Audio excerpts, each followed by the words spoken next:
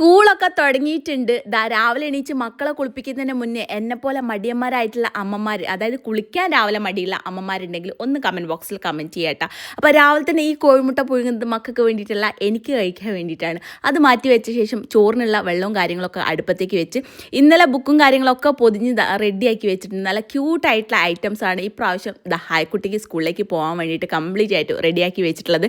ഈ ഐറ്റം കംപ്ലീറ്റും നമ്മളെ നിക്ഷൻ ഇലക്ട്രോണിക്സ് ആണ് കേട്ടോ. ഇലക്ട്രോണിക്സ് ആൻഡ് ഹോം അപ്ലയൻസസ് മാത്രമല്ല, കുട്ടികൾക്ക് വേണ്ടിയിട്ടുള്ള ഇതുപോലെ ഒരുപാട് ഐറ്റംസ് ഇപ്പോഴും അവൈലബിൾ ആണ്. വേഗം പോവുക, നിക്ഷാനിൽ പോയിട്ടുണ്ടെങ്കിൽ പർച്ചേസ് ചെയ്യാൻ വേണ്ടി പറ്റും കേട്ടോ. അപ്പം സ്കൂളിലേക്ക് ഇതുപോലെ ഐറ്റംസ് വെറൈറ്റി ആയിട്ട് കൊണ്ടുപോകാൻ പിള്ളേർക്ക് ഭയങ്കരമായിട്ട് ഇൻട്രസ്റ്റ് ആണ്. അപ്പം മടിയുള്ള പിള്ളേരെ മടി മാറ്റാനുള്ള ഒരു വിക്രയം കൂടിയാണ് ഇതുപോലെ ക്യൂട്ടായിട്ടുള്ള ഐറ്റംസ്.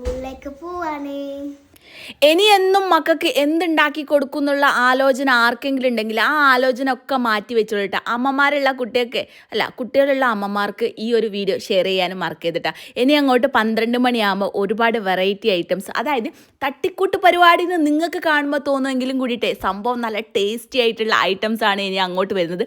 10 മിനിറ്റ് കൊണ്ട് ഉണ്ടാക്കാൻ വേണ്ടി പറ്റുന്ന വെറൈറ്റി ആയിട്ടുള്ള ലഞ്ച് ബോക്സും അതേപോലെ ബ്രേക്ക്ഫാസ്റ്റ് റെസിപ്പീസ് അങ്ങോട്ട് വരും കേട്ടോ.